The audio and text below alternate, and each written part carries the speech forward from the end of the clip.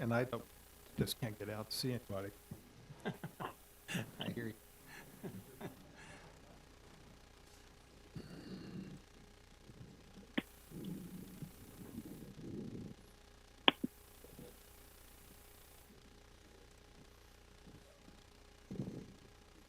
You ready?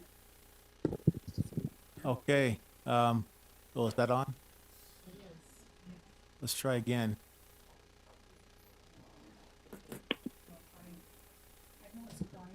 Is it quieter? Can it be turned up? It's up all the way. Can you hear me out there? No? I'm seeing head shaking no.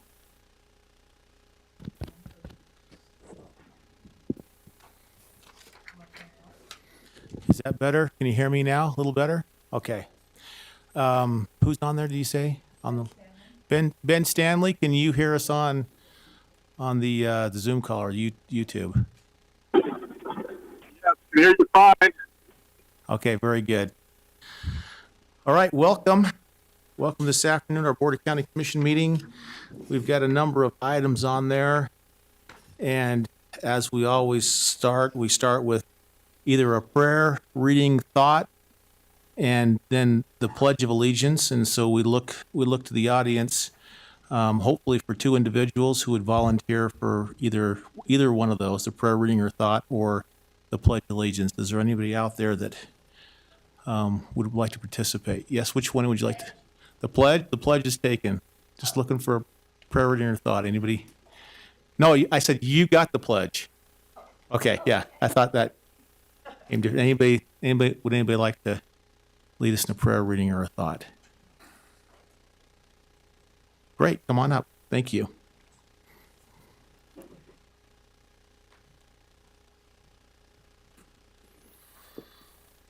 Our Father in heaven, we're grateful that we can be here today. We're thankful for the freedoms that we're experiencing at this very moment and the time and energy that people work together and bless each other's lives. We're thankful for our country and all the freedoms that we grew up with and that we have. We pray for thy Spirit to be with us in peace and harmony and in gathering information. We thank thee for these things, and we say this in the name of Jesus Christ. Amen. Amen. Amen.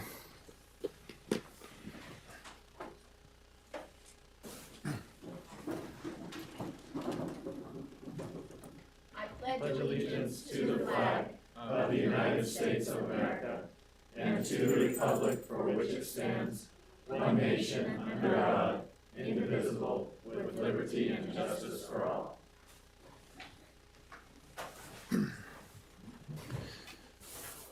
All right, thank you, both of you, for helping in that, participating with us. Commissioner Sakovich. Can we ask Deputy Gerber to come up to the podium for a moment? A conspiracy ensued prior to you coming here. Several people said that they wanted to nominate Deputy Beth Gerber for the County Employee of the Month because Beth has always had a positive attitude and will do anything to help her coworkers. She has a good understanding of how the jail works and wants to do a good job wherever she works.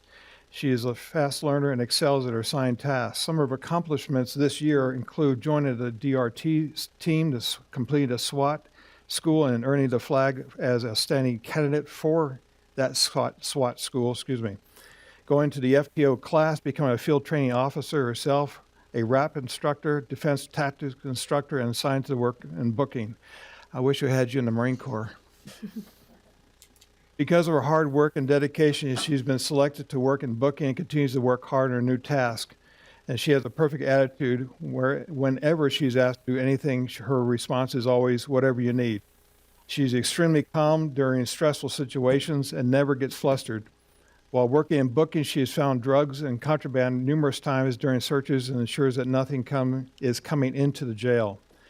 Beth is one of those people that love defensive tactics. She enjoys everything about it and became an instructor to help with training. The defensive tactics program is to ensure safety as well as reducing liability in the use of force situations. Beth has been training newly hired deputies how to work in corrections safely. Beth takes teaching very seriously and wants to each deputy she helps to do a good job and be safe while working inside the jail. She's great at multitasking, and on one occasion, an inmate came into the jail with new charges and was having a mental health crisis. He began hitting his head on a police car and kept yelling how he wanted to die. Beth was able to remain calm, and as a RAP instructor, instantly called out for the RAP system to immobilize inmates safely and prevent him from continuing to hurt himself. She remained with him even after he was placed in a safety cell, talking to him and keeping him calm. Beth has been recently selected as a team leader for the detention response team, and as part of her new responsibility, she helps plan out forced cell situations and use of force issues throughout the jail. She has taken over helping to train the team to be prepared for any circumstance that might happen in jail. And she has helped implement a new restraint system and has trained all the new deputies on how to utilize this system. She is one of the most positive deputies I've ever met, says the sheriff. She is always in good mood. She works hard while here and easy to work with. She gets along with everyone, and the inmates respect her, and she treats them fairly and with respect. I can't think of a more deserving deputy than Beth for Employee of the Month. So we want to say thank you, Beth. Thank you very much.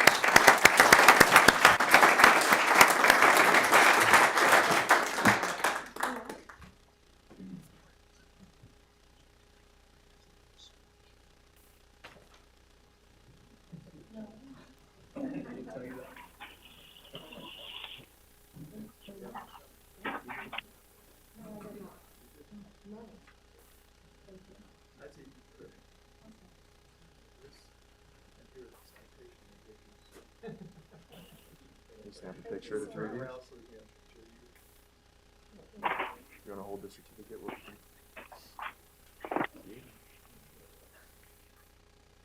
There we go.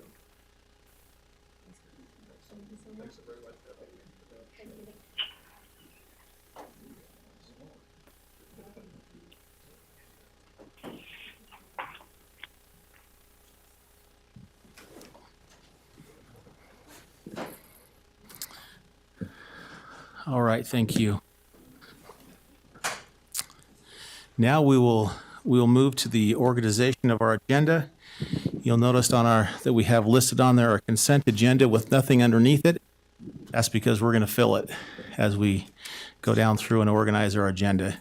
We will look down through our agenda, and the things that we don't specifically hold by number will automatically go on our consent agenda to be approved, ratified, amended to, or whatever the language is that is on our agenda. And so with that, we'll start with items 1 through 11. And I'd like to hold number 3. And then 4 through 11, I wasn't quite sure, Dave.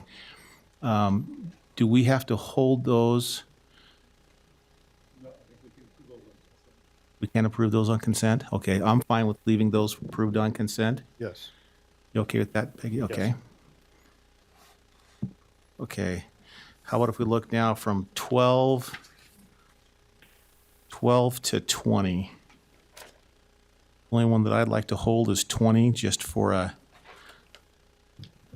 question on what it is. Is somebody here to speak to that? Is Julie here? Oh, okay, perfect. It's just more of a question of not sure what it is. So if we could hold number 20.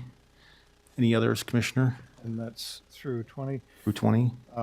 12, 13, 15, 16, and 19, and 20 are all grant-related.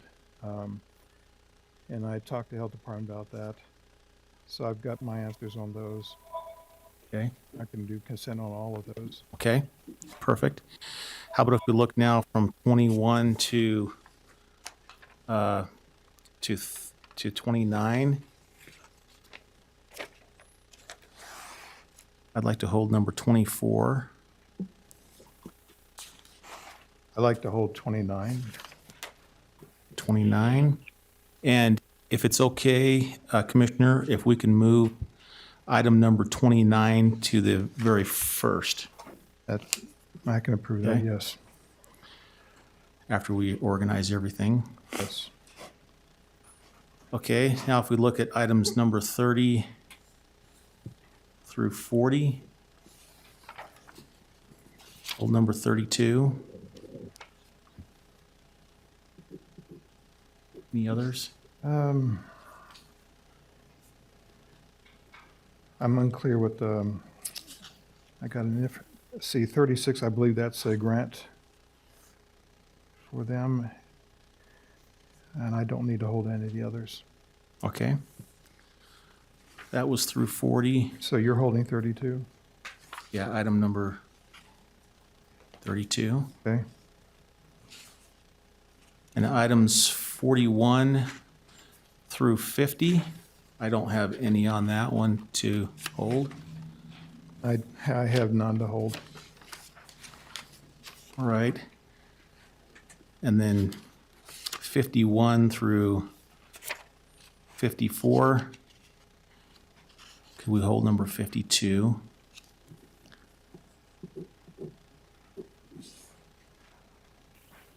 I have no others. Okay. And then item number 54, if we can leave that on, if we can leave it on consent to strike number 54. And then 55, 56, and 57 to approve that, say, and set that date, time, and location for the closed meetings as stated at today's date at this location following the completion of our regular agenda. If that's okay to leave that on. And I'd like to leave 54 on the same. Oh, you want 54 as well? Okay. Yes. Then let's reverse that. Then we'll have all of them to approve the set date, set the date, time, and location as stated for after the completion of this meeting, following our regular agenda. Okay? That's great. So we have them all set. And then we do have 2 work sessions, but we'll deal with them later. So going back, Alice, correct me if we're holding number 3. Stay on regular agenda. Holding number 20. Stay on regular agenda. Number 24 to stay on regular agenda. 29 to stay on regular agenda. 32 to stay on regular agenda. 52 to stay on a regular agenda, and then, of course, we set the date, time, locations for those. All the other items that were on our agenda, again, have been either approved, agreed to, ratified as their state, so they're moved to the consent agenda. All right, any discussion or comments on those that we move to consent? Okay.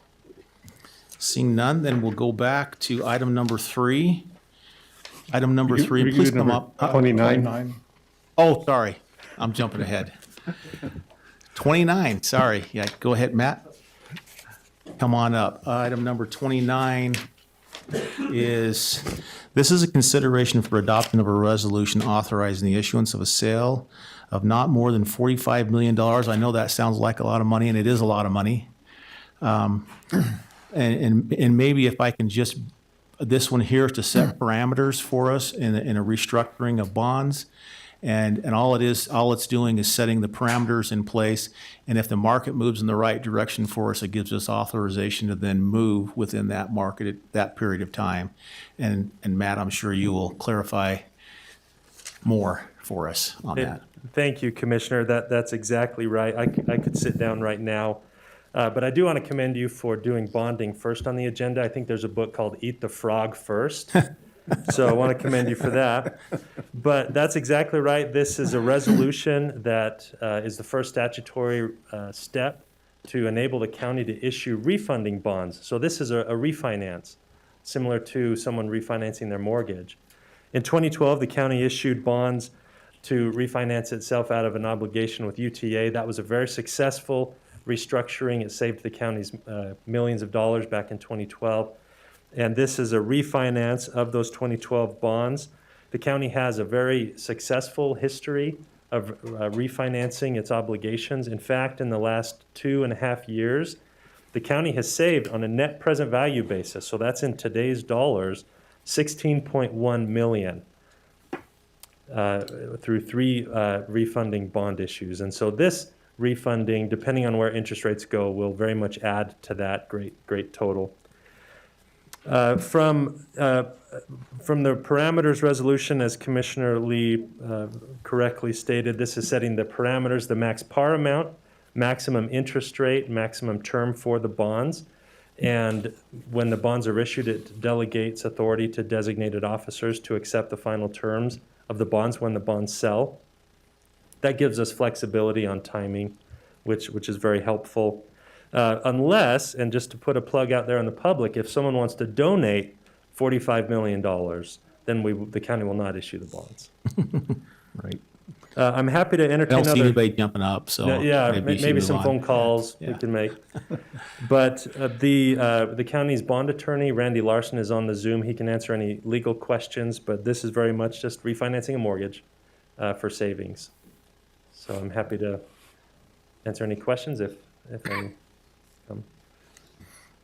I've been through this numerous times, and it's this is always first step. I don't know, Commissioner, if you have any I questions. have no to it. questions. We have talked about this topic, and I appreciate the insights. Thank you. Thank you. Thank you, commissioners. Okay, thank you. Okay. And I'm sure you can stay as long as you'd like, Matt, but I'm unless you want to keep eating the frog, I'm not sure, but yes, we'll move on. Make a motion then on approving? Yeah, let's make that I'll motion. make a motion that we approve item 29 on the regular agenda. And I'll suspend the rules so that I can second motion and so forth, and I'll second that motion. All in favor, say aye. Aye. Aye. That passes 2-0. Thank you.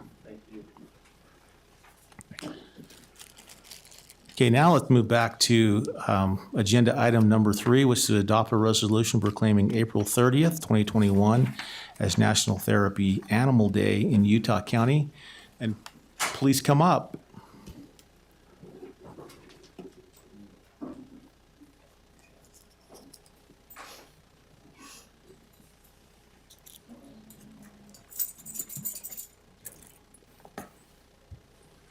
Make sure and tell us your names and the names of the dogs as well.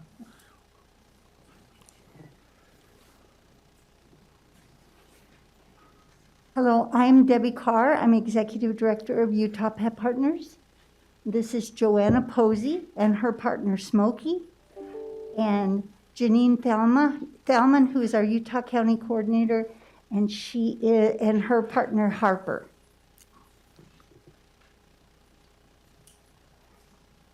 All right. How important is this? How important are the dogs for you? And what do they do?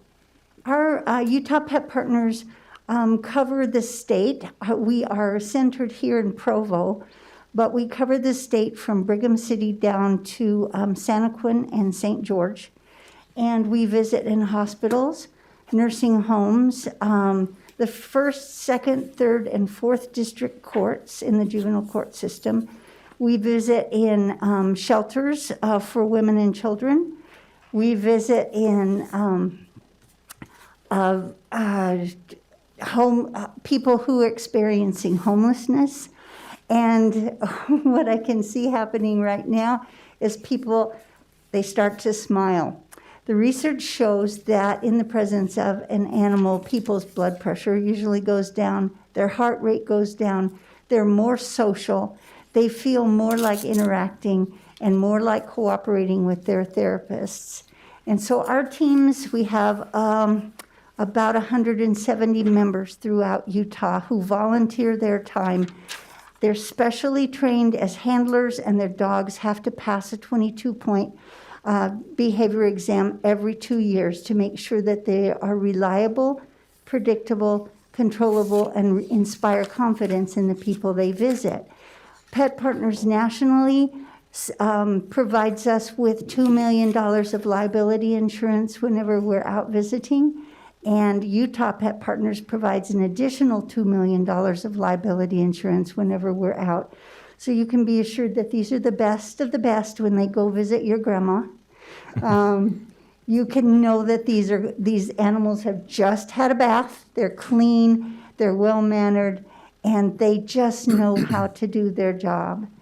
We feel that this is important for human beings to understand that animals are essential to our human health and welfare, and not just as food, but as companions and as teachers and healers. And so we're very excited to hear that. The Commission would like to support us in declaring April 30th as National Therapy Animal Day. This is happening across the country, and we're very excited to be a part of it. Could you explain the difference between the therapy animals and service animals? I am so glad you asked me this. The reason why I ask is I have a niece and a nephew that have service animals. Right. And so there is a difference, and I just want to make sure that that was expressed. That's definitely a difference, and we've been working with the Utah State Legislature to have therapy animals recognized. Therapy animals focus on the people away from their handler, so they focus on everybody but their handler. But the handler is always there to reassure and touch them and support them. They're focusing on everybody else. They are not covered under the Americans with Disabilities Act. They're not covered under the Federal Fair Housing Act. They're just like people's pets, except that they're really well trained and they have liability insurance. So we may only go where we are invited. Service animals, on the other hand, are animals that do at least 3 tasks for a person with a disability, and they're covered under the Americans with Disability Act. They have to pass a public access test, and they, by law, have access to restaurants and places where people need to go, because they're kind of like a piece of adaptive equipment, like a hearing aid or a wheelchair for a person with a disability. It makes it possible for those people to have freedom of access and more freedom than they could even imagine because of the animals that serve them. And emotional support animals also covered under law. They're covered under the Federal Fair Housing Act, but they're only covered for housing because they provide emotional support for people with a psychiatric disability, and they don't have to pass a public access test, but they don't have public access except in the owner's home. So that's the difference. Thank you. And thank you for coming and bringing these wonderful animals. I would hope, and I'm sure we'll probably adopt this resolution proclaiming April 30th, 2021 as a National Therapy Animal Day in Utah County. Commissioner. I'd like to make a motion that we adopt item number 33, excuse me. And I second that motion. All in favor, say aye. Aye. Aye. That passes 2-0. Thank you. Thanks for coming. Awesome. Thank you. Thank you very much. Okay, moving to item number 20.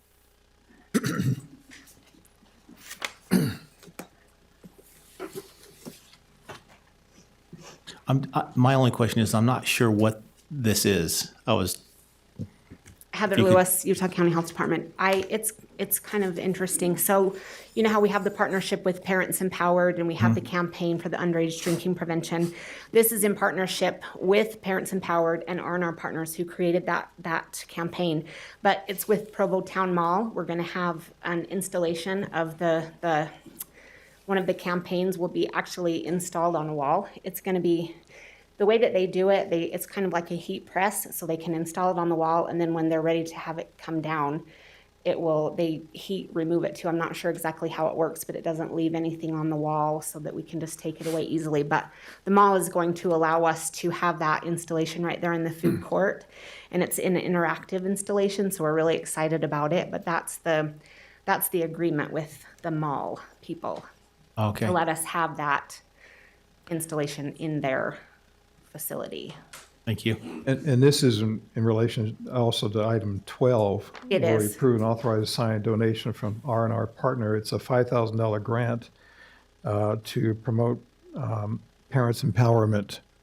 And it's a mural, a mural that's to go up in the Provo Mall. And it's a emphasis on parents spending time with their children and avoiding addiction. That's right. Very good. Thank you. you. Make a motion that we adopt or approve item 20 of the agenda. And I'll second that. All in favor, say aye. Aye. Aye. That passes 2-0. Item number 24, to approve the property tax actions included in the recommendation letter. I believe, Alice, is there somebody online for this one?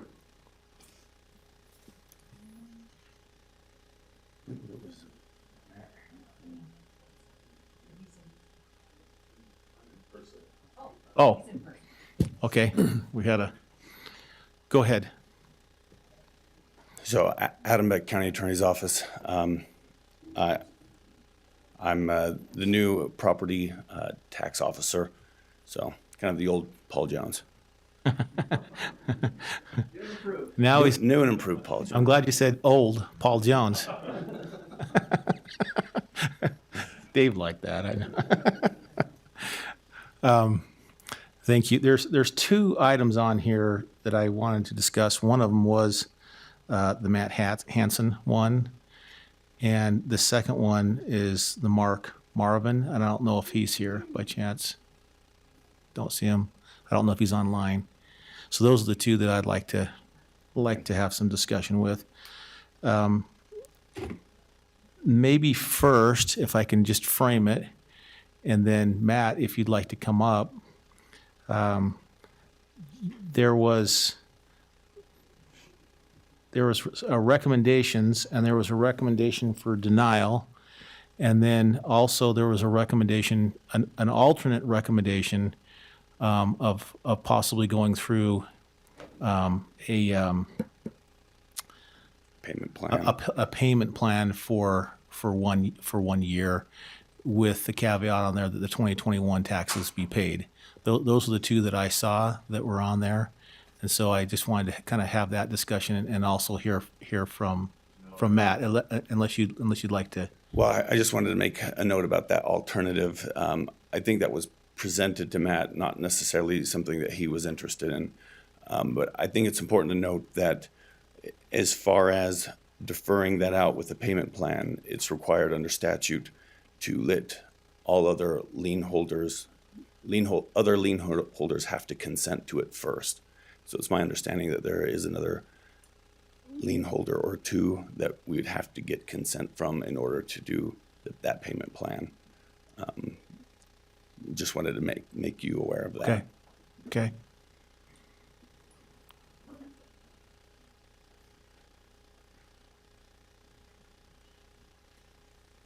Thank you, Commissioners. I appreciate the opportunity to visit for a few minutes.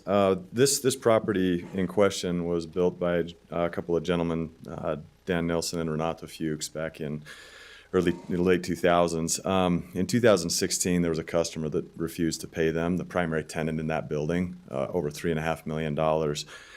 It caused some default on the debt, or on the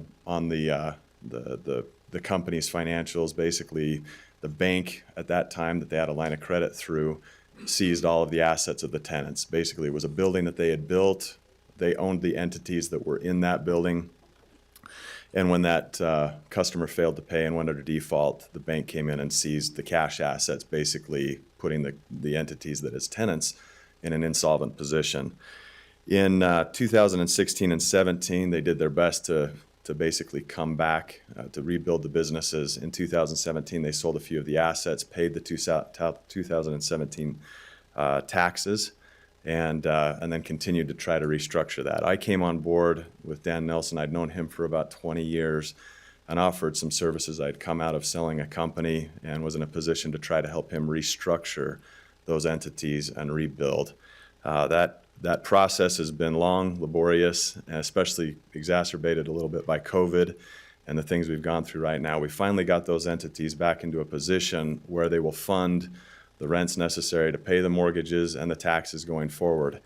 And so in 2020, I made an offer in settlement, not as original partner of the building, but just recognizing that there were taxes due, to make an offer in settlement of $50,000 for back taxes and penalties and interest, and basically bringing those funds myself to the table, recognizing that the operating entities could move forward funding everything going forward, including 21 taxes.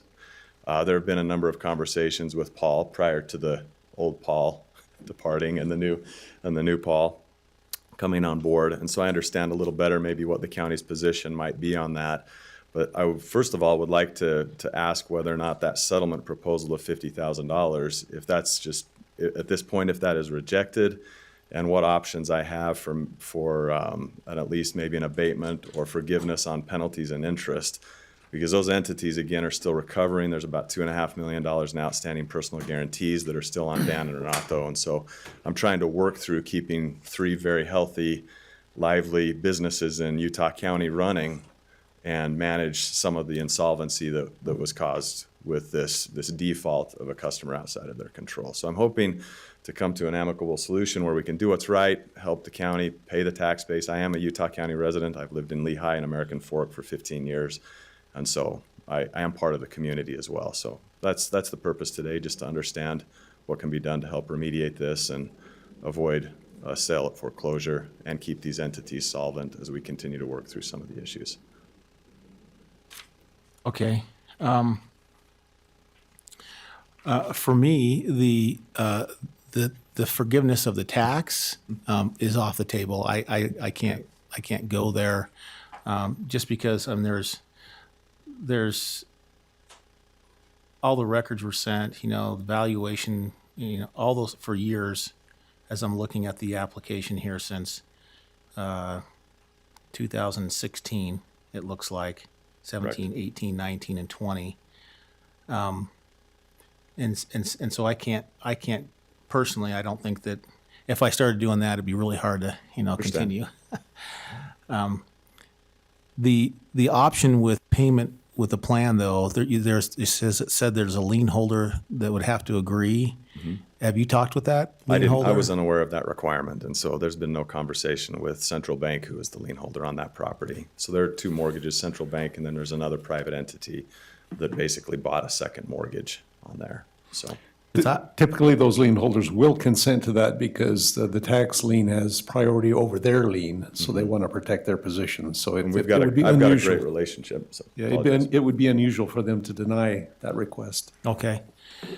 And so I would be more in favor of, maybe putting this off and 1 week or so, and then having that conversation so that we can maybe have a future conversation on a payment plan that would be, workable. Are the commissioners open to a payment plan? Because I'm prepared to honor the $50,000 that I paid right now in return for forgiving interest and penalties if we were to bring everything current by the end of the year, including 21 taxes, where we're basically paying the principal on those tax assessments. Is that a solution that would be amicable? And that total is it looks like $9,000, $9,600 approximately in interest, Interest and penalties. and then the penalties is $1,500 Approximately. approximately. About So those $11,000 are between the the two.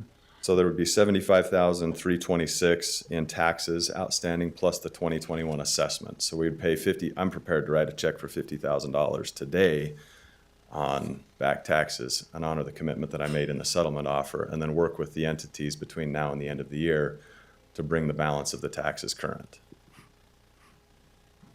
Yeah.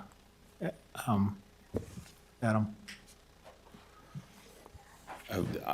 Our office would not have any issues moving forward with that direction.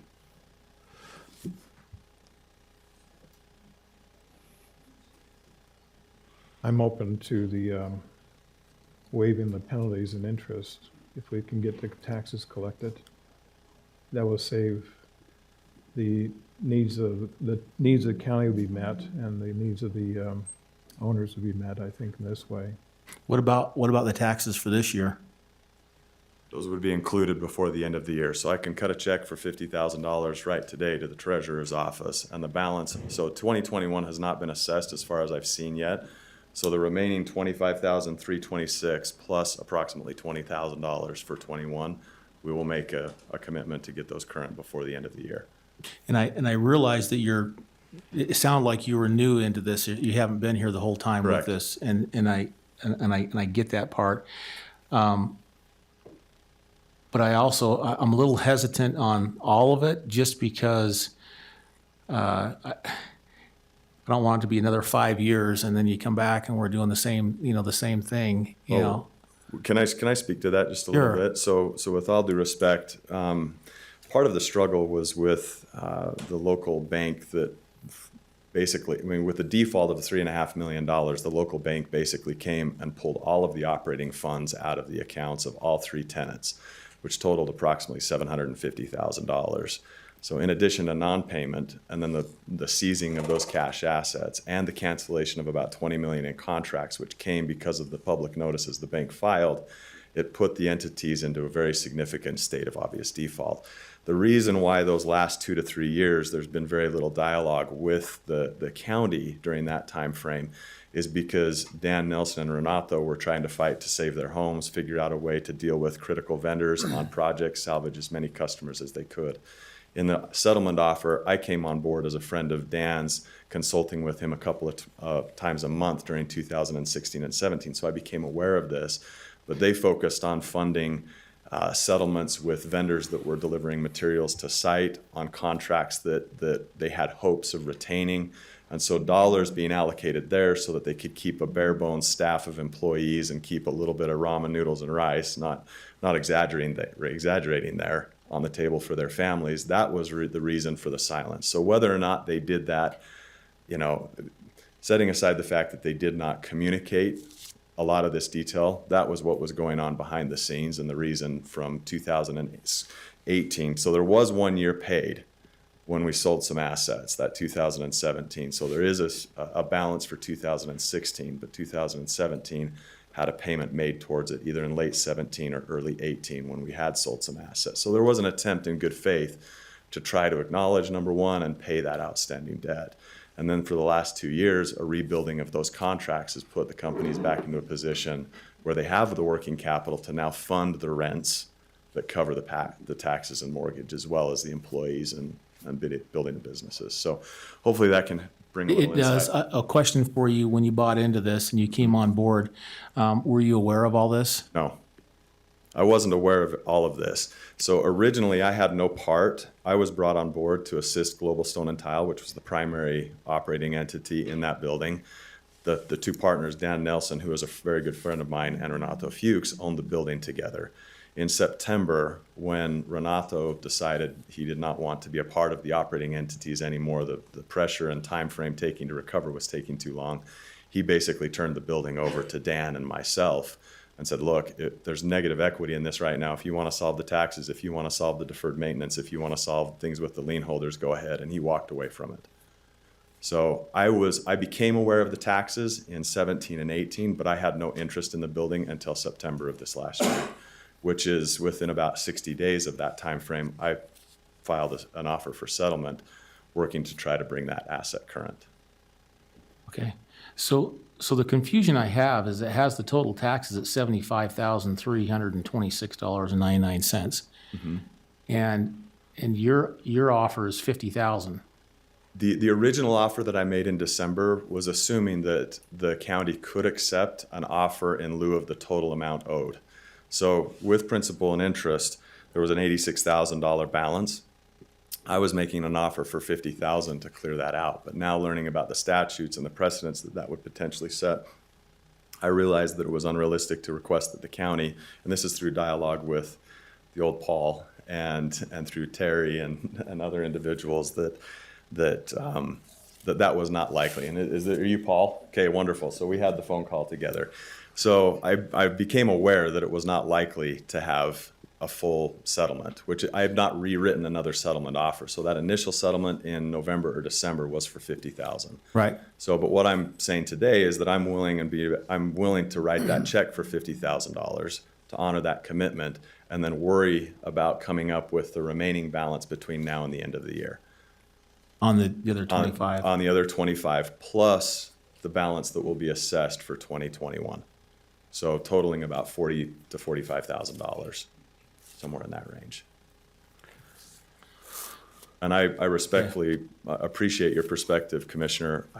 This will be resolved. I'm writing a check from my own personal account. This will be resolved before the end of the year. You know, it's kind of interesting because we've put a lot of effort into helping businesses this last year with grants and everything else. And so I'm sensitive to that as we're coming through a tough time. This transcends a lot further than just the 2020 tough time that some businesses have gone through. So I'm sensitive to that. And Commissioner, so are you at the point where, I don't want to speak for you. Where What are you at? I'm focusing on is he is basically helping to restructure an economic base for the county.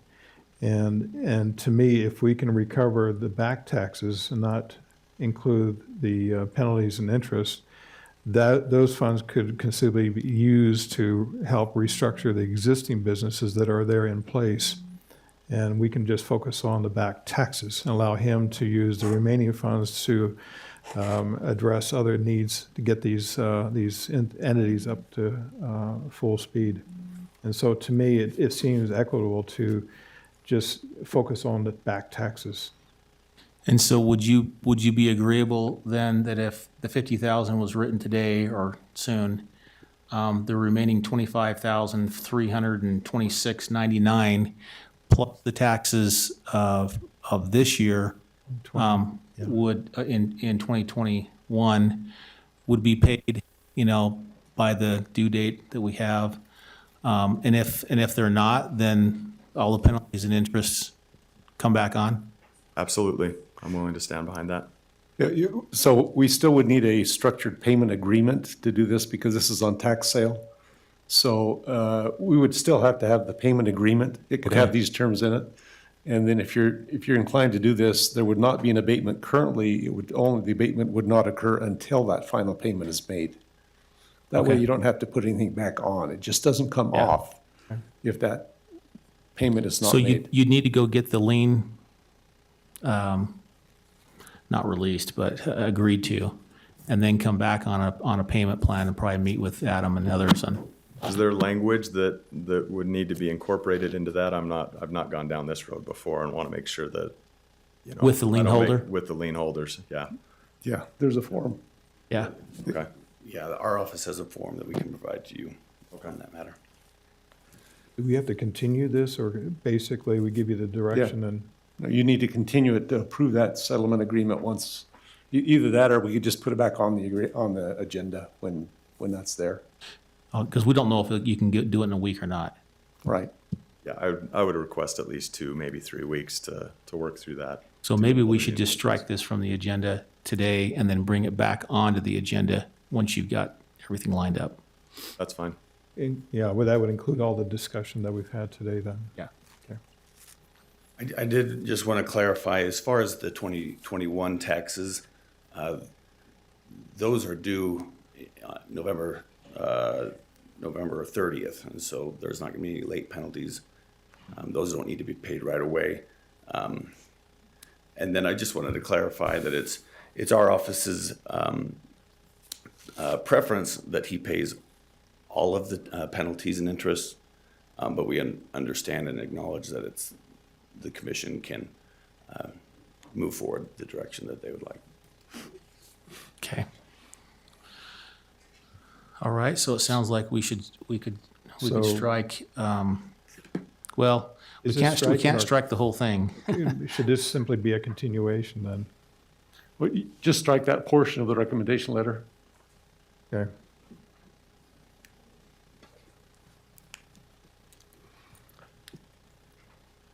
I believe it's parcel 46-931-1. Yeah, so I'll make the motion, Commissioner. Please. I'll make a motion that we strike from agenda item 24, parcel number 46-931-0001 from our agenda. I can second that motion. All in favor, say aye. Aye. Aye. That passes 2-0. Okay. Do we need to make a motion to continue the rest of? No, there's another one, the Mark Marvin. Okay.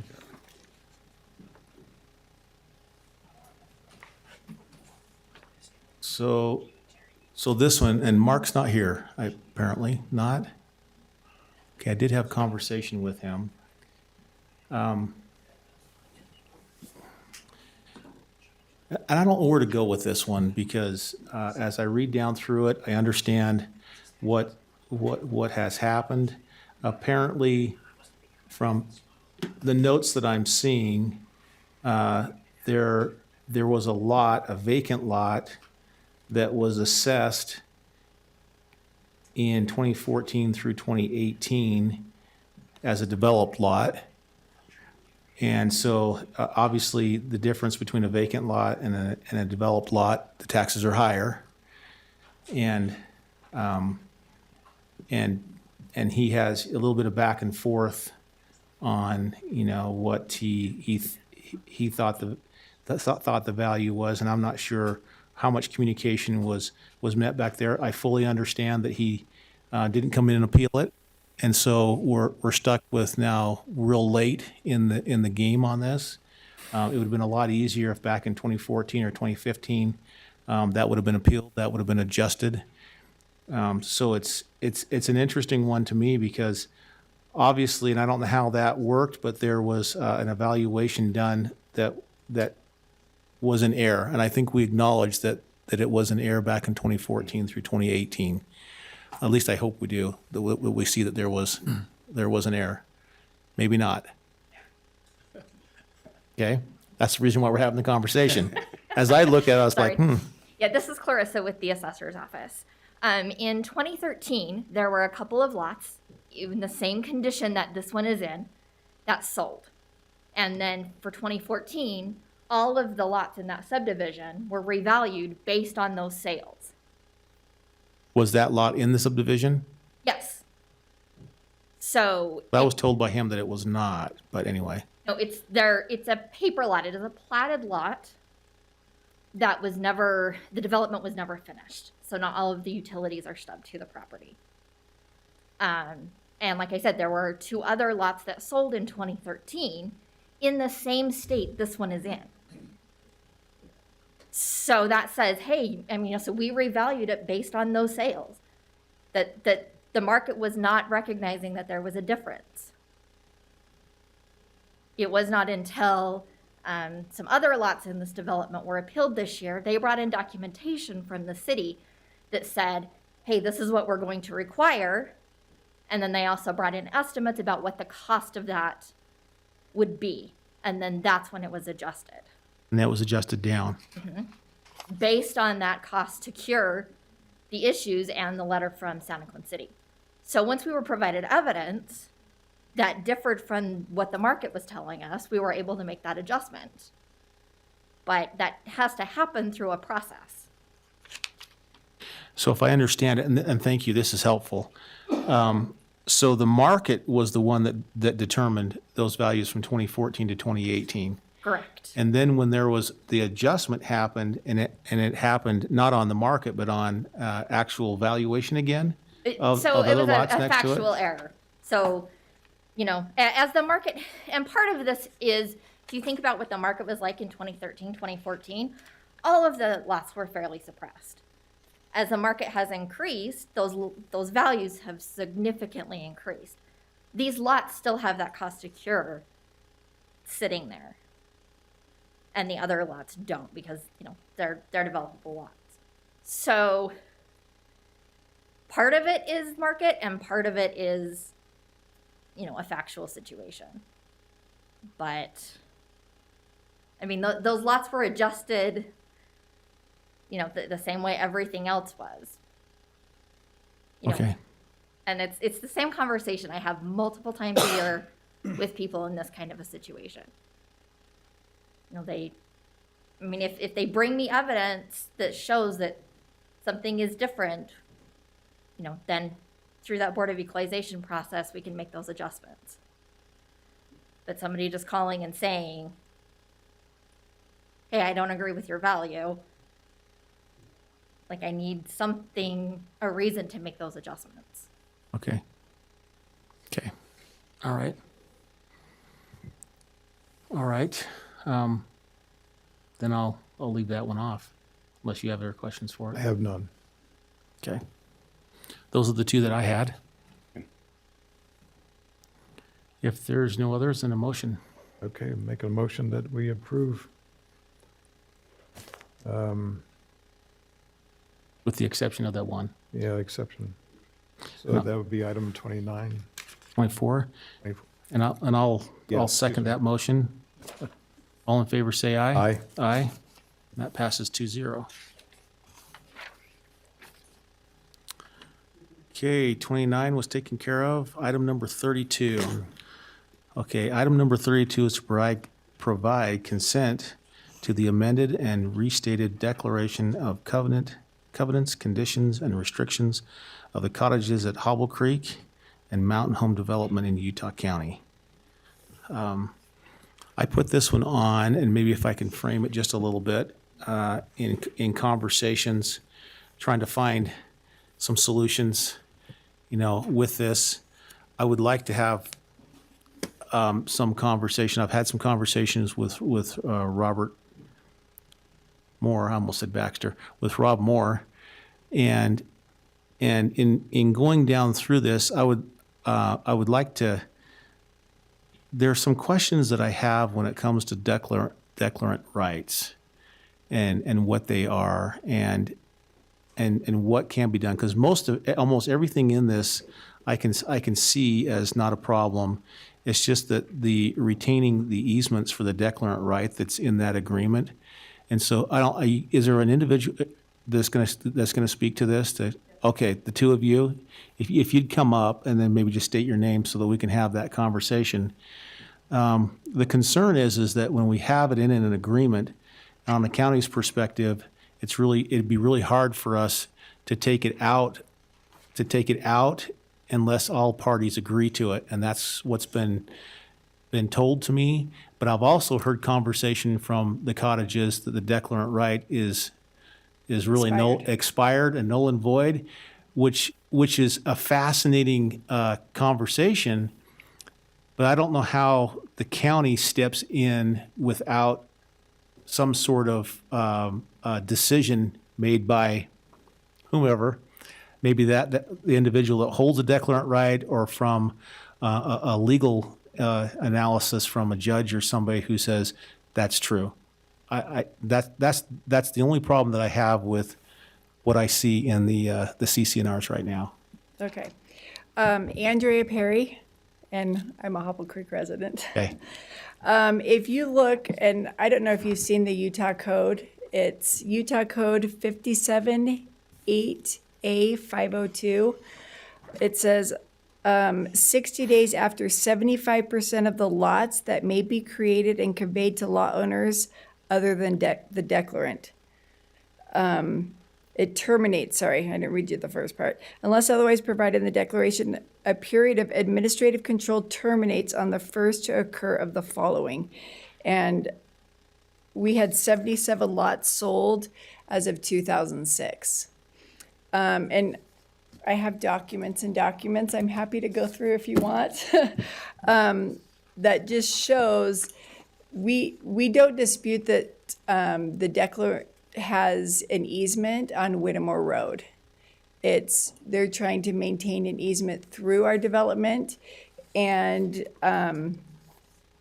we have the dedication of common areas. This is from T&M Development, who is trying to claim there's still a declarant right. In recording this plat, the cottages at Hobble Creek Plat A has designated certain areas of land as parks, playgrounds, common area, and open space, which are intended use for all lot owners in the cottages at Hobble Creek Plat A for recreation, other related activities. The designated areas are for use and enjoyment for all lot owners in the cottages at Hobble Creek Plat A, as more provided in the Declaration of Covenants, Conditions, and Restrictions. In Plat A, I'm sure you've seen be referred to in multiple documents. And also in the owner's dedication, which is signed November 3rd of 1999 by Tracy, who's the the manager of the T&M development. It says,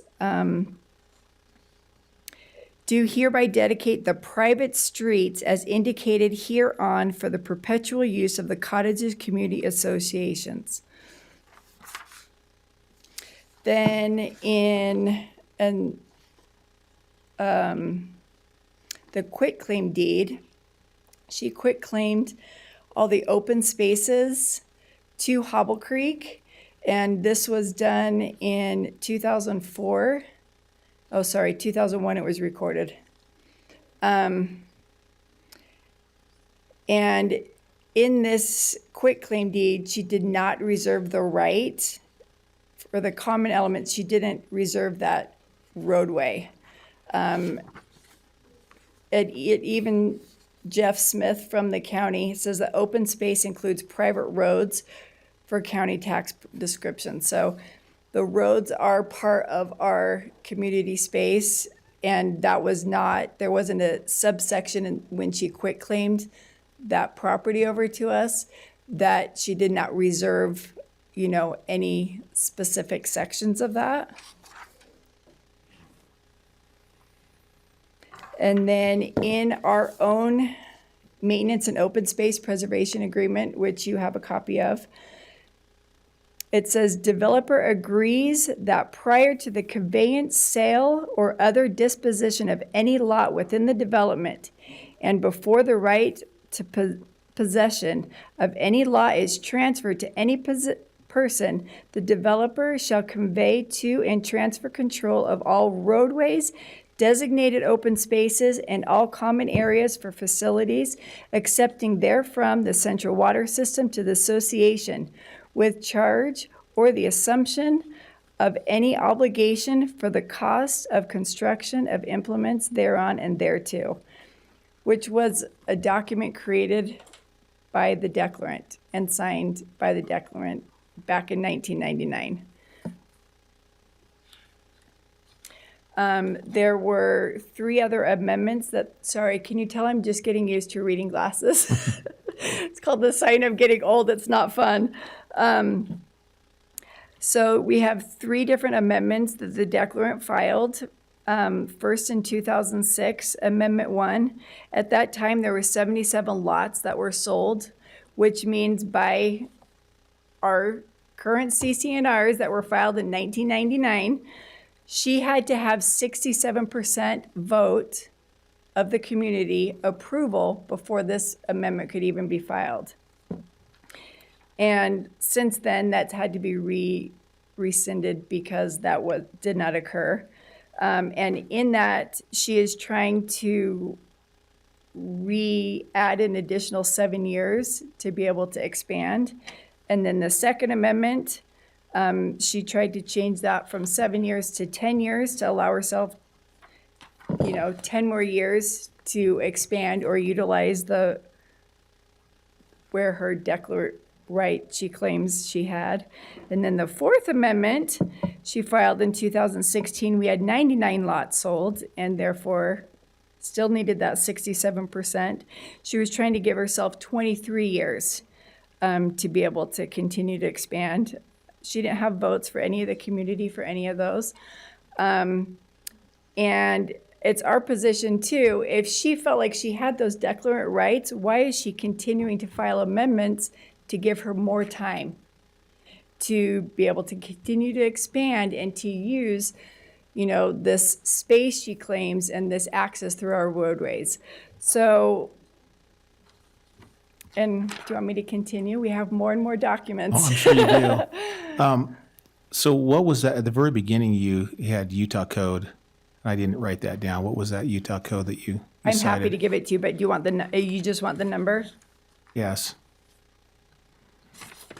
Utah Code 57-8A-502.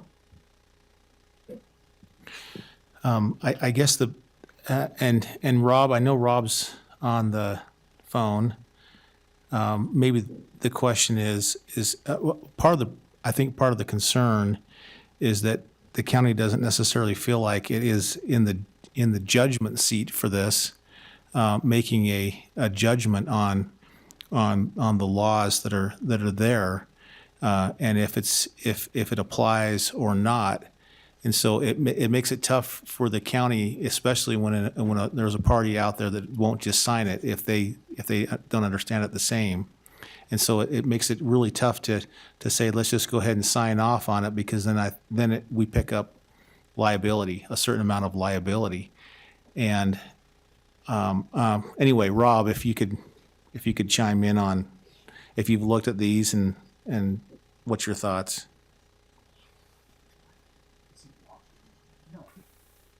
Yes, Commissioner Rob Moore here from Utah County Attorney's Office. So I have looked at some of those arguments before, and like you well stated, the county is not necessarily in a position to make a judgment on those arguments. I assume in the... Oh, you're breaking up a little bit there. We can't hear you. It becomes difficult for the county to take a side on this matter. It seems to me that the better course of action would be either to have T&M Development sign off on these revised CCNRs, or alternatively to leave in 4.5 of the original CCNRs, which is the retained easements that T&M Development alleges they have, allow that to be put into these new CCNRs, and then approve those CCNRs with 4.5 in there. Those seem to be the way that the county can consent to this without really adding a lot of liability to the county. Either again by having T&M sign off on these CCNRs, or retaining 4.5 from the original CCNRs in this. But I have looked at some of those arguments before. There's a little different position on those. At least is my reading of the original CCNRs as relates to the 7-year issue and those things. But if you have specific questions, I'd be happy to try to address those as well. Part of the reason we're still here is because, and we have maps and everything else, and nothing says the only easement on any map that shows that there's an easement laid out that's been filed with the county, that's been dealt with the engineers, and it's not really up for interpretation because it's black and white, and the county was involved in all that as well. The only road that shows an easement is Whittemore Road. Everything else shows private.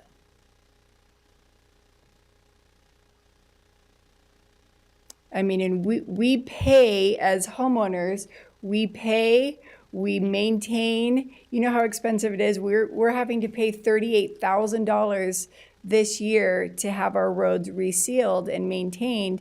And it's not fair to say, well, she can continue to just decide what traffic she wants to flow through our community when we purchased and pay property taxes on private roads. So it's really not fair to us as property owners, and unfortunately, it says that we have to come to you to have our CCNRs updated. That's the problem. That's why we're here, or we would have changed them without bothering you guys and taking your time. And we changed, so we're not doing that anymore. Yes, which is why we're trying to get you to sign the document so we don't have to come back in the future. So I don't know. I mean, what I understand from Robert Moore is we basically need to go to a court and pay more money that we've already paid, because we have attorneys and multiple attorney letters that completely disagree with Robert Moore, and letters even from other county employees and county officials that do say that we have private roads. Excuse me, but as Andrea said, on our plat map, there's a dedication. Carol Ferguson, 82 North Meadow Drive, Springville. On our plat map, there is a dedication that says the roads are for the private use of owners in the cottages. On the developer's master schematic plan, and I have them with me if you would like to see them, every single road in the cottages is marked private. It has parentheses, private, close parentheses, and also on the road improvement plan, it all says private. I think we have something that will help unconfuse the situation.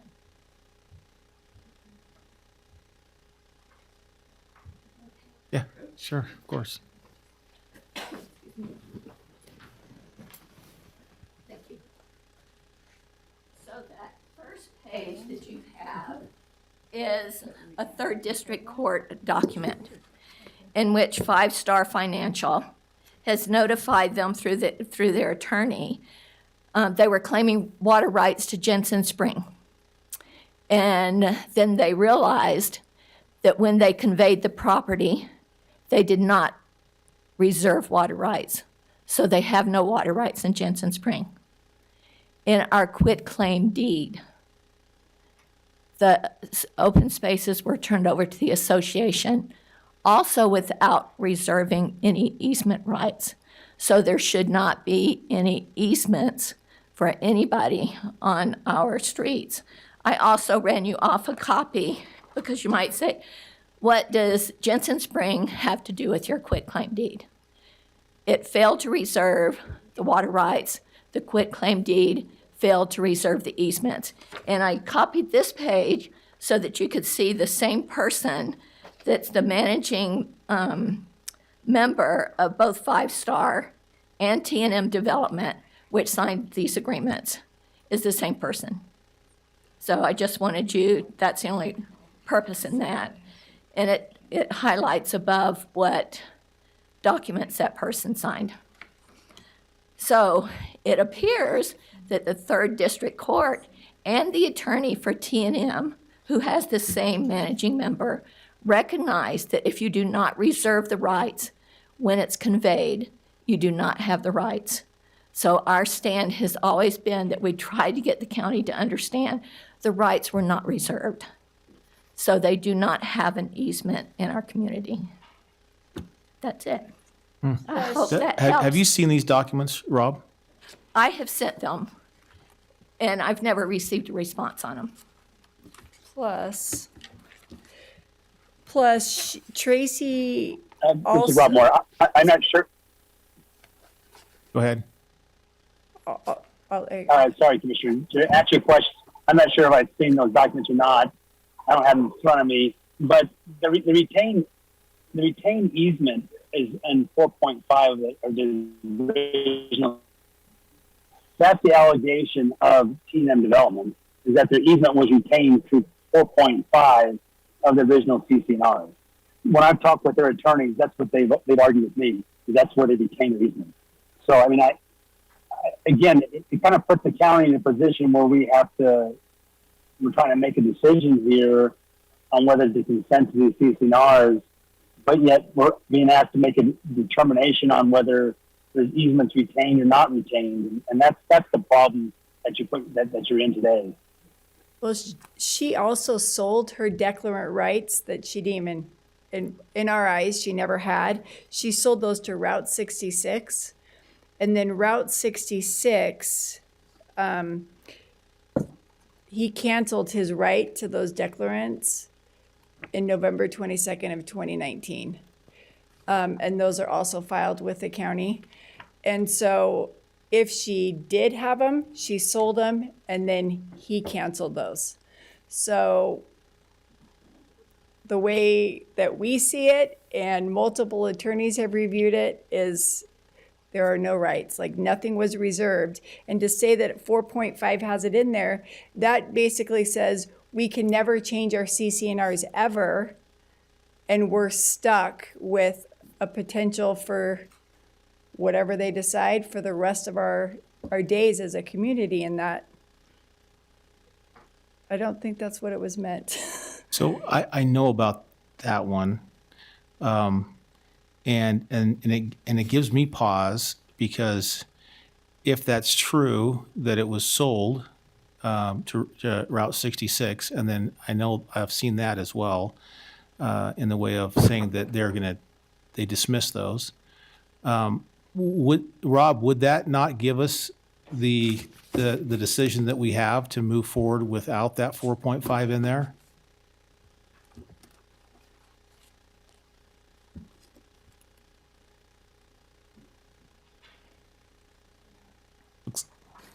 Is that a question to me, Commissioner? Yeah, yes. Oh, sorry. If the, depends on what the extinguishment of those declarant rights were. As I understand, they may have been sold and they may have been undone, if you will, but I don't know exactly what the status of that is. Again, we're trying to have the county make legal determinations on further documents on whether there's an extinguishment of those rights or not.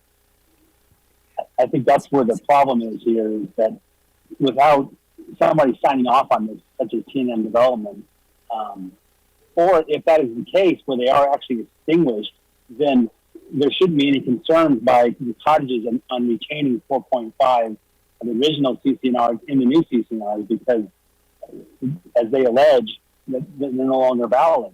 If that be the case, then it would provide some comfort to the county that we're not going to be subject to liability. But at the same time, it shouldn't bother them either, because, as they allege, they're no longer valid.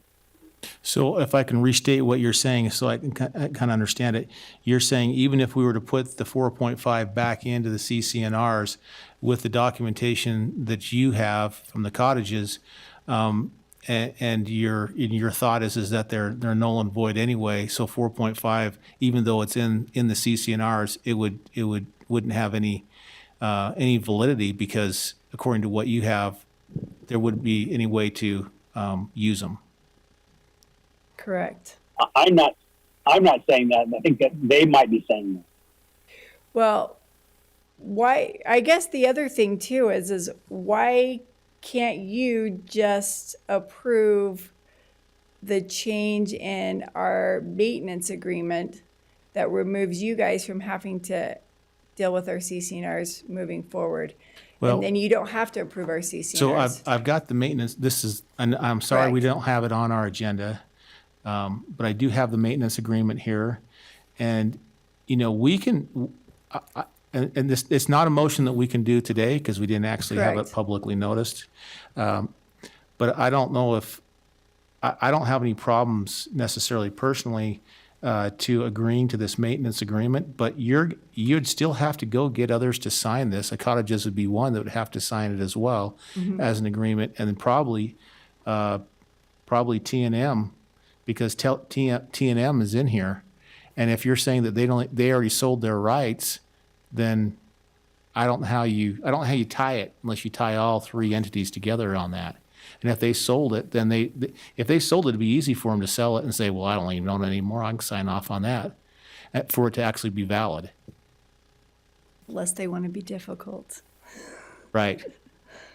And in that case, even if 4.5 is in there and you feel like you have documentation for it, you could arguably say, well, this is null and void anyway. Even if it says that in there, it's, according to the documentation and what you're explaining to me, you could possibly say that there's no right across here anyway. And if somebody wanted to enforce that, then that would be a concern that the cottages and T&M would have, and it wouldn't necessarily have the county involved in it.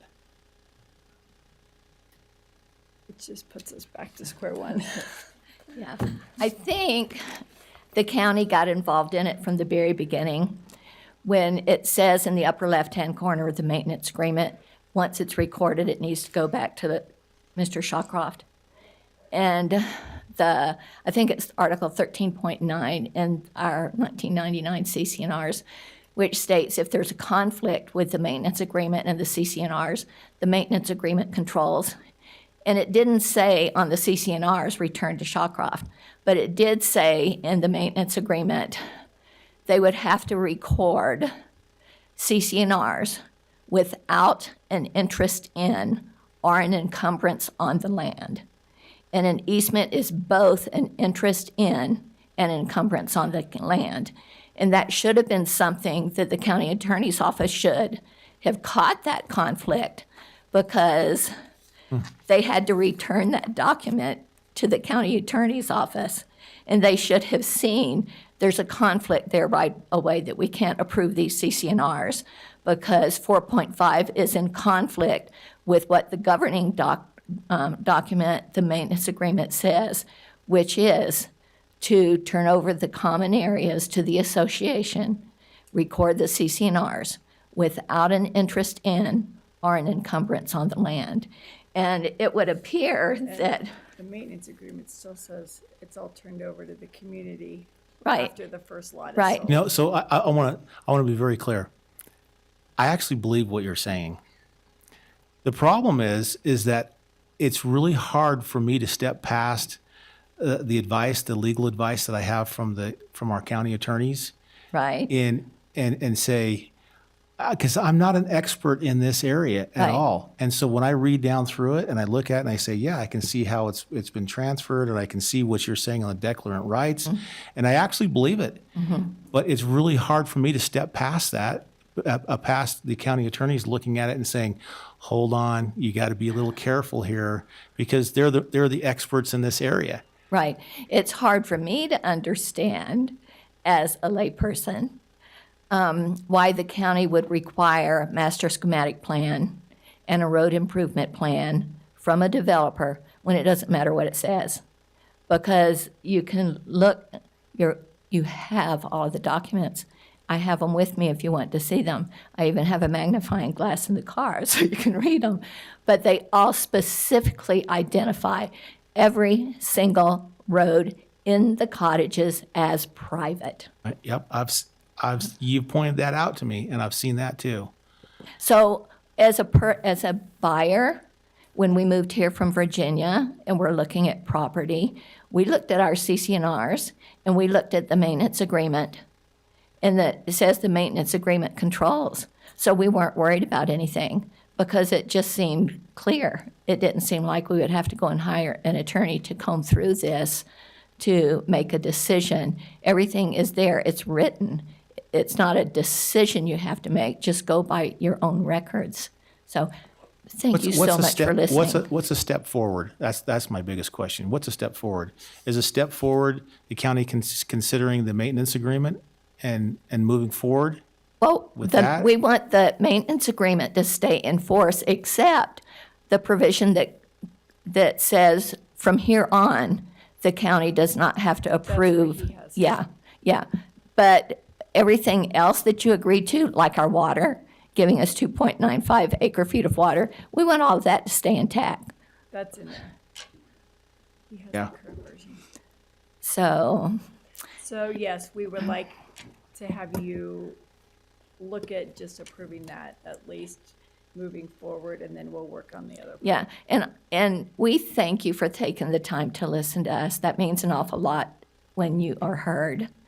And I'm sorry we've taken up so much of your time. But So we thank you. can't take a motion on this today, Right.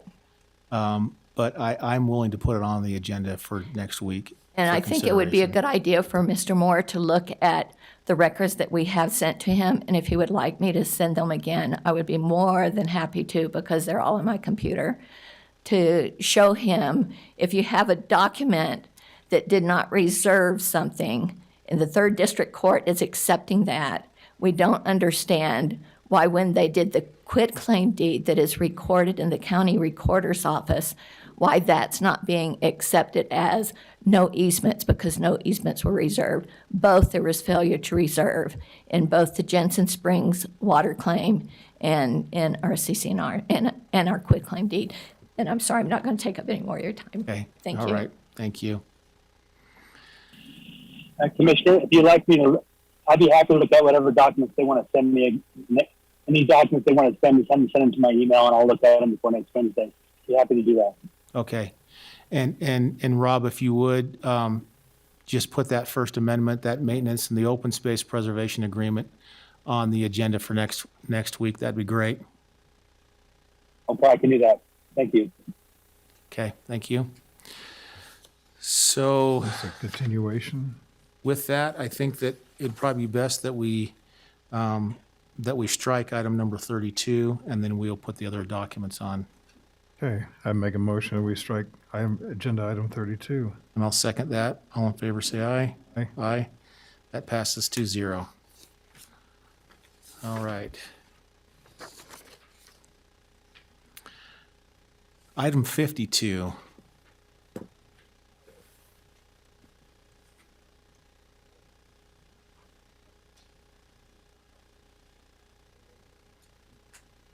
Richard Nilsson, Public Works. Commissioners, we had a request from Spanish Fork High School. They have reserved the historic courthouse for their prom. I believe it is on, let's see here, May 15th is the date of their event. They are requesting either a full or partial waiver of the fee. And they've attached a letter here from their one of their student body officers, Josie Wright, explaining that they are anticipating to donate a portion of their ticket proceeds to the Make-A-Wish Foundation. 25%, I think. 25%, yep. And I would assume, I don't know that from the letter, but I'm assuming that the remainder of it would be to fund their activity. Right. And I'm personally thrilled that these are coming back and that, you know, they can be done. And I'd like to find, you know, that balance. I know that our convention center rents out and you know, for activities, even such activities like this. And so I feel a little competition, you know, that's going on, especially if we're waiving or partially. And so I'd like to have the conversation on what a partial would look like, because I'm not really comfortable on the full. And the reason why is there are costs Yes. that we would absorb, even if, you know, if we just did a full waiver on that. And I believe that we require that they have law enforcement here? I can't remember if that was part of it or And I believe not. that's a separate contract, isn't it, Sheriff? They're- It's not part of the permit fee, so. So they'll pick that up. Okay. And that's not a part of this waiver? Correct. Okay, this is just the This is the building facility rental. itself. Yes. But there are others that have to set up and take Yep, set down up and clean up and do and- other things. And so I would like to explore what that looks like, that we're not subsidizing their prom. Yep. If that makes sense. Absolutely, and we could certainly look at that and give you an idea of what our hard costs are for it. The building rental fee is $1,600. Okay. So that's what the full amount would be. We could look at what portion of that, if you'd like us to do, and give you an idea of what that would look like. Yeah, and that's me. And again, I'm glad that this is actually coming about and that these kids can do this kind of stuff. Anyway, thoughts, Commissioner, that you have on it? What, when we have done partial event permit fees in the past, what have they been? I don't know that we've done any partials, have we, Glenn? That I think in the past it's been an all or nothing. They did request that if we would look at something here, whether it's all of it or a portion of it, then, so that's kind of a new one for us on that front. Have they mentioned what a partial fee might be, or have you Not talked to me. them about that? I don't believe so, no. Maybe if you could look at what you think the cost would be and Yeah. then take it back to them and see. Can do that. Yeah, continue this another week. I think we should be able to do that in a week, shouldn't we? Yeah. But if you want to continue it a week, then we can Yeah, it's, discuss it again. we only got a month to go, so Yeah. Right. I'm sure they would like to know. Yep. Right. Okay. Okay. Thanks, Richard. Can this be done through some correspondence so it can be done quicker rather than wait a full week? Oh, maybe, and that's a good point. So what Yeah. if we approved it, Richard? Contingent on, Yeah, contingent What our on what actual- your actual costs are, Okay. and would that be helpful? That'd be fine for us. We just reach out to them and see if that works for them. And do you see any issue with it, Dave, or?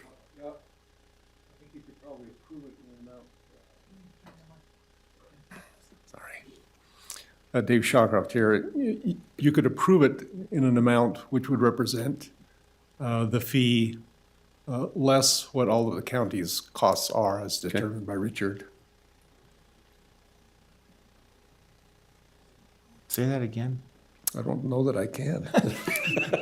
So we are approving, So the waiver would be in an amount which would be equal to the normal fee for the event, less the amount of Richard's expenses associated with the event. Just say so moved. yeah, that would work.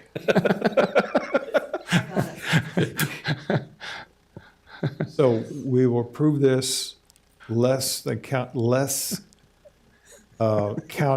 county expenses for the event. Yes. Okay. And I'll second that. Okay. All in favor, say aye. Aye. Aye. All right, that passes 2-0. Thank you. And that's a great suggestion, Commissioner, to do that. Okay. We have our meeting set. Our work session, we have to discuss county fleet management. And I do not see anybody here. That is unfortunate. So we will then move to our quarterly update. We need to strike that item if that's the case. They're not here, or? I guess we could. Yeah. Okay, I move that we strike item number 1 on a work session. And I'll second. All in favor, say aye. Aye. Aye. Number 2 is a quarterly budget update from the Utah County Public Defenders Association. Good afternoon, Commissioners. Benjamin Young, Financial Manager of the Utah County Public Defender Association. So before we get into the details of our quarterly update, just some high-level situational awareness things that are happening, just so that you're aware. First of all, from our last update until now, the funding for the Indigent Defense Commission non-lapsing funding, which was about $400,000, was approved. So that's going to flow through Utah County to us. That expands our capacity. If you remember from our budget presentation last year, the new positions that were added were half funded by Utah County, the other half by IDC. That was that funding that all got approved and fully funded by the IDC. Second thing, we're working with through IDC, working with DCFS for some 4E funding. So 4E funding is special federal funding that's reserved for child welfare. And the defense cases that we do in the juvenile court representing parents of the children, or the children as the case may be, depending on where we're at in the conflict, that is eligible for reimbursement under 4E. So basically, it's just another avenue that we're looking to expand every dollar that we get from Utah County to stretch it as far as possible. This would just expand those dollars a little bit further.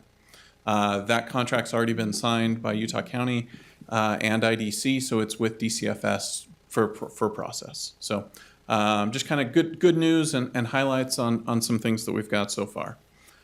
So real quick, the agenda items, we'll really quickly go through these. I know with the other items that have happened today, we're a little over on time, so I'll try to go quickly. But you have a copy of the PowerPoint just to refer back to it, or we'll also make ourselves available at any time if you want to do a deeper dive or you have any specific questions on any of these areas. So first of all, I'll highlight, this is what our numbers were, and I accidentally missed the update at the very top. That should be 2021 Q1. So these are the numbers for first quarter. As you can see, we had 1,052 cases, which using that standard of how many hours a case should take based on the type of case it is, that equates to 17,546 hours that would be spent. Since we've got the additional attorneys from the budget that was approved at the end of last year, that brought us up to 24 attorneys, which brings us at the end of the day to 56.2 hours per attorney per week, which if you remember from our budget presentation last year, our goal is to stay under 60. So, I mean, that's right there. That's at the funding level we want and with the appropriate number of attorneys. So one thing that I'll kind of add with this is if you'll remember again from the budget presentation last year, the county granted us social workers. And those social workers have been having a significant impact on the amount of work that the attorneys can do, because it's taken off of their plate all of the taking a client to get services, to get them into programs, following up on them, have taken that off of the attorney's plate, where the social worker can focus on that, which lets each of the attorneys handle more cases. So again, big success story. We're gathering right now the quantifiable data that we can bring at our next presentation to demonstrate kind of the impact that's had. Colloquially, I've gotten feedback from several of the attorneys that they're having a significant impact, and it's a huge a huge time saver for them. So we'll have that data in our next presentation just to substantiate those funds that the county gave us. But in the interim, I would just say that it's made a significant difference, and it's really gotten us where we should be. So we appreciate that, and we'll continue pushing as far as we can with the resources we have. Pending any questions on this, we'll move on to the next slide. Okay. So this shows what our case breakdown is, comparing 2020, calendar year 2020 on the left, to 2021 on the right. You'll see there's a decrease, and this is just kind of based on the cases that we've been assigned. We don't have control over which cases we get assigned, but obviously certain cases holds higher penalties and require more additional time.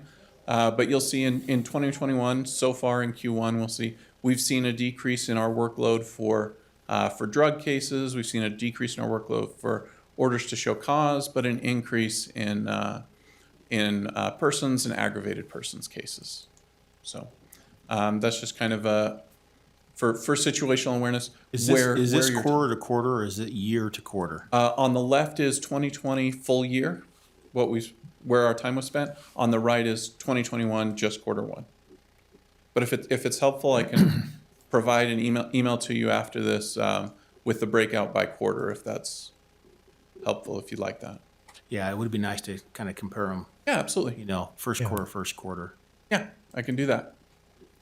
And again, when I get to the end of the presentation, I'm going to ask for questions. But as we're going through this, if there's anything that additional detail or reframing the way we're presenting would be more beneficial, please let me know. I'm happy to make adjustments as we're going through this. So, but yeah, I'll email that to you tomorrow, and then we'll also update it moving forward that we'll do a quarter over quarter rather than year over prior year to current quarter. So that's not a problem at all. Any other questions on our workload allocation? No. Nope. Okay. Moving on, we'll talk about the juvenile department. Again, a lot of their cases are delinquency, but those child welfare cases, which do take more of their time, are also a smaller number of cases, but a significant amount of time. And those funds that we spend on child welfare defense are eligible for 4E funding, which I mentioned prior will be reimbursed through DCFS as that process goes forward. So, pending any questions on the juvenile, we'll move on. So now let's talk financial as we move into the financial piece of it. First of all, just an overall budget snapshot. Our three categories are our employees, program, and overhead expenses. And just the non-lapsing funding it was $405,000, as I mentioned earlier. That has to be spent before June 30th. So what that's going to make it look like we're overspending in Q1 and Q2, but that's just because of the timing of those funding. Yeah. That's just how that's going to flow. But as of March 31st, we had spent 29.66%, which is above budget. It's assuming a quarterly budget by $399,000. But again, with that offset of the one-time non-lapsing, that actually puts us under budget. So if that all makes sense. Mm-hmm. We're going to go, the next three slides are going to be details on each of those individual areas.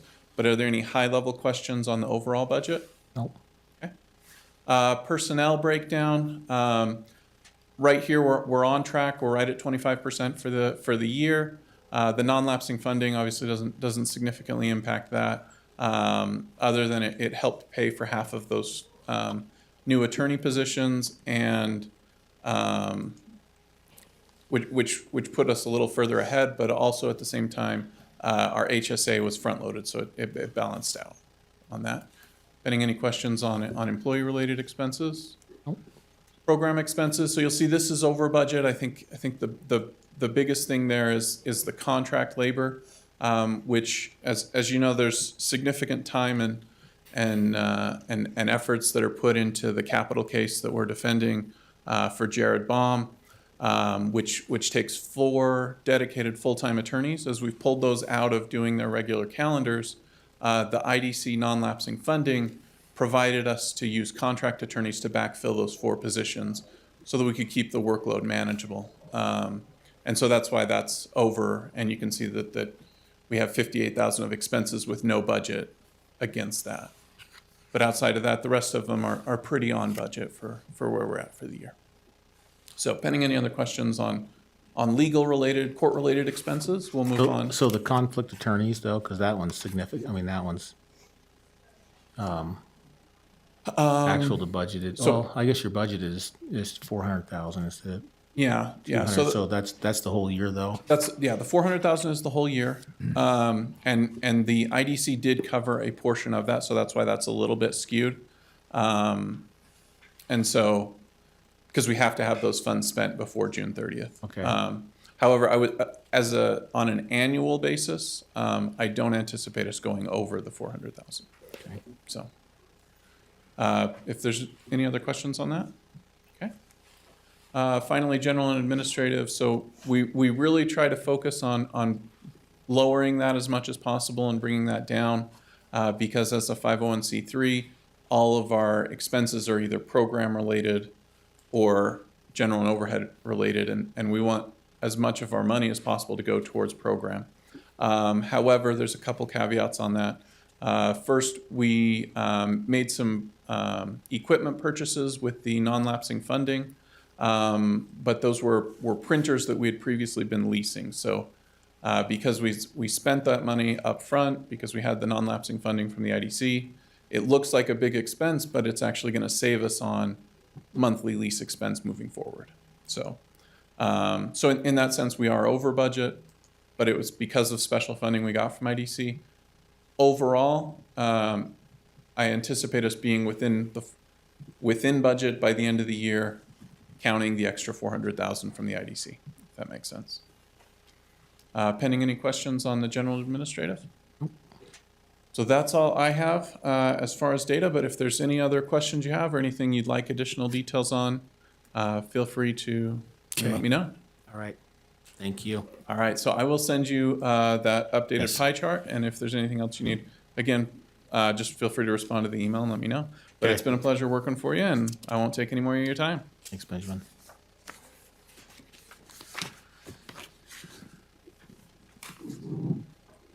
All right. Is there any public comment? Public comment?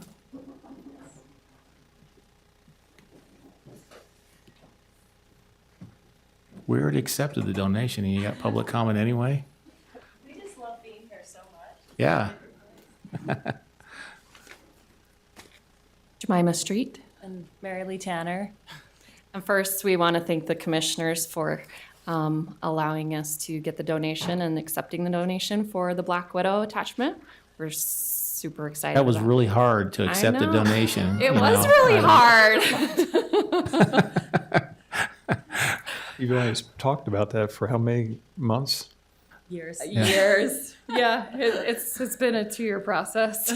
So we got that now and sent, public comment, go ahead. I was gonna, Public conversation. yeah, go ahead. You want to go? Okay. I had to write some notes because a little all over the place sometimes.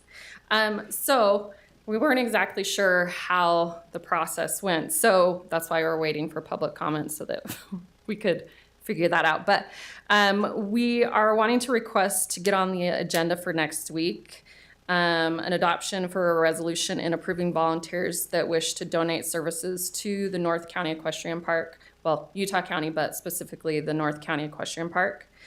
We'd also like to formally ask for a working group so that we can make progress in getting more progress for the equestrian park. Like, for example, the footing, just changing, there's more that needs to be done to change the arena footing. Right.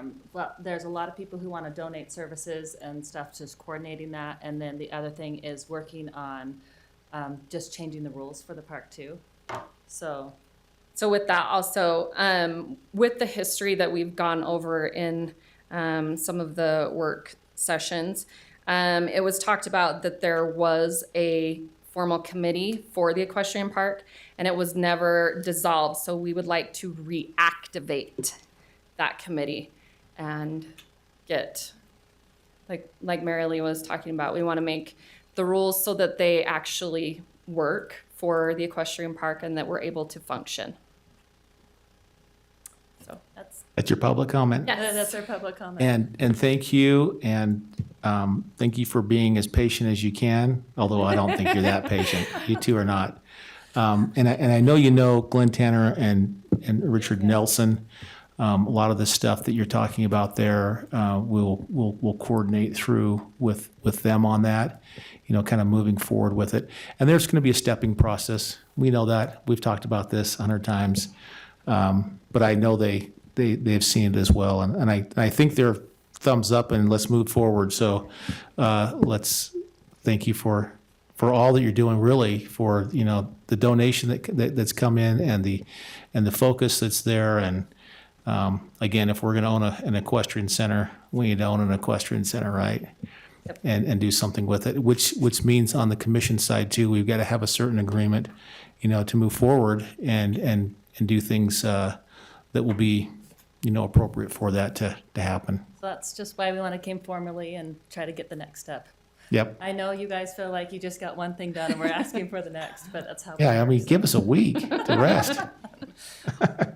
Yeah, I don't know how fast that would work, for the next agenda. I mean, there's probably some conversations that we're going to have, and so probably be a little patient on there. But I think that we're going to want to have some conversations on what that looks like. I'll go up here so that I don't come to the microphone. I think that maybe a week might be a little quick for us to get all that done. Glenn said he would take the lead on getting that, go find the documents on that committee and see what we need to do as far as contacting each of the cities. I know that was part of the original committee, was a representative from each city. I honestly don't remember if there was like a users group. And maybe you two have looked at it. I don't know. So as far as who was on the committee, Yes. I know that You got to come to the microphone too. so I know a representative from each one of the cities. I don't know how many. It just said each one of the cities. I think, yeah. There was a representative from the county attorney's office and then the commissioners and then also Public Works. So we would just like to formally ask that you include the horse community on that committee. What? You mean this is equestrian park? Yeah, and so we'll take that lead Yeah. to start getting that pulled back together and bring something to you that we'll reach out to the cities and that sort of thing. So, Okay. and then maybe just as a information note on the Black Widow, we do have the check on all that with the donation acceptance today. We have to still go through our procurement process. We've got the quotes that you folks provided. That will take a little bit of time, but we're moving forward with that. So. And then you can write the PO, and after that's been verified on the purchasing side, and write the PO and Correct. get that delivered. Yep. And with the volunteering, the arena needs to, with the volunteering, we'd really like people who could be trained to use the tractor and to drag the arena on a daily basis. It really needs a daily basis. So that's also one of the things we're working with, is making it possible to either have the county do it or we make people who have been trained to do it. So with that, just like what the two of you have done through on the volunteering, get all the names so we can get them to Cade, we can get them through the process that we go through with the commission to have those volunteers approved, and then we can make that so they're all legal. okay, because with the Black Widow, he said he would train us. So So I don't know if you've been in contact with Neil Merrill at all. I have not. Glenn Tanner, Public Works. So our fleet manager is in the process of doing that. We had to wait for this process to go through. He'll submit the POs and we'll get working on that. And yes, they will come do some training. As far as the volunteers, I know that Cade's been working with somebody. I don't know if it's you guys specifically, but we are working on the volunteers, and that will follow the process that goes through HR, and we have to fill out some paperwork there for liability. So that is all in process. Even the doors, actually, the commission approved the doors contract today. So Thank you. So that's all on there. the only problem with the volunteers is they want us to open and shut gates and doors, and so nothing else. So we're asking, like Spanish Fork allows other people to do it, so we're just asking to kind of function like them. And we're working with these fine legal people over here so we can get approval to do those kind of things. So they'll advise us as to what we can do. Okay. Okay. Are you working with the other three cities, or other three? The three cities on the city council members and the mayors, they're aware of what you're doing too? Yes, I actually had a conversation this past week with Mayor Frost. He said that he was going to be getting in touch with Commissioner Lee, wanting to sit down Hasn't yet, and but- talk about, well, I think he knew that you were out of town Yes. this past week. So, but we have had the conversation. Mayor Frost has told me that he has talked with Lehigh and Highland, and he feels that they're all very much on the same page. So yes, we are keeping that communication open with the Good. cities. I ask only because occasionally I get emails from residents in those three cities not to develop it, and it's be good to keep the cities engaged. All three cities, we went to the Highland City Council meeting, and they were very favorable.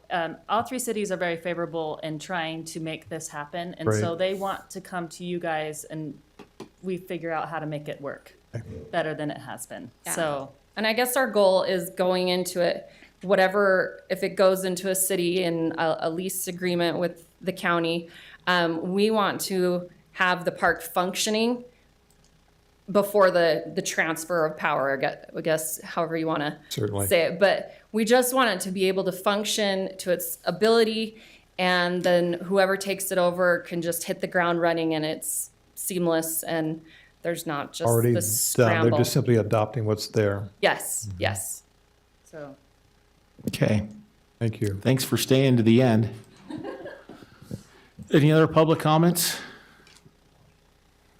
All right, thank you. Seeing none online as well. Okay, thank you. We'll move into our closed meetings then. Thank you.